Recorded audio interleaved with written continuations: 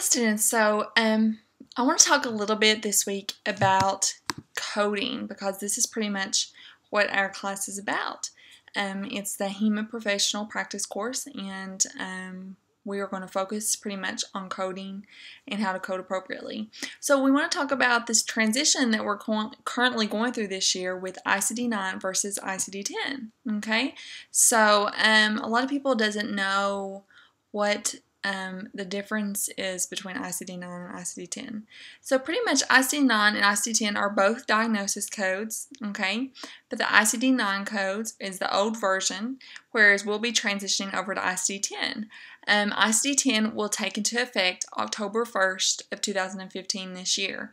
We have put this off for a long time, so it has finally reached that point that we will be there very soon.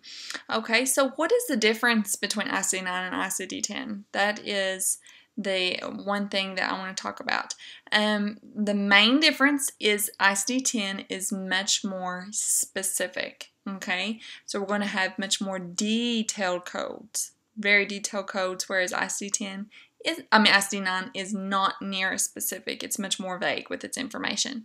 So ICD-9 has about 3 to 5 digit characters, where ICD-10 will have up to 7 digits. So it has more numbers involved. So that is going to mean more studying, more specific. The doctors are going to have to do the documentation, and the coders are just going to have to learn lots more codes. Okay, there are about 14,000 codes with ICD-9 compared to about 69,000 codes with ICD-10. So we are more than doubling the codes. It's going to be tremendous on how many more we're going to have. So we are going to have just a lot more codes to deal with, and with there being more codes, we're going to have to make sure the documentation is even better so that we can get the proper reimbursement.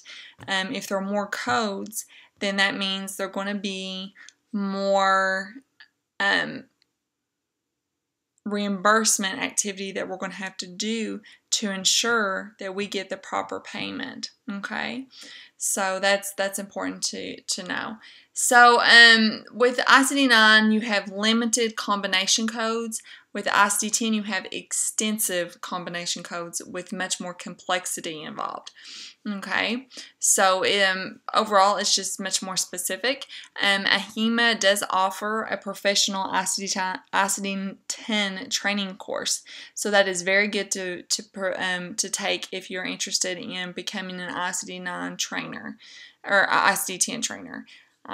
So if you already are an ICD-9 trainer, it's very important to go ahead and get that upgrade and get knowledgeable on the ICD-10 so that you are prepared for the fall. And it is going to be a big transition, not only for healthcare professionals, or it will be a big transition with the equipment we're using with EHRs and things like that. So I'm very excited about it, though. I think it's going to make our healthcare much more accurate, much more specific, and much better overall for patient care. Okay, so I look forward to working with you all and learning more about coding. It's going to be very exciting. Thanks. Have a great week.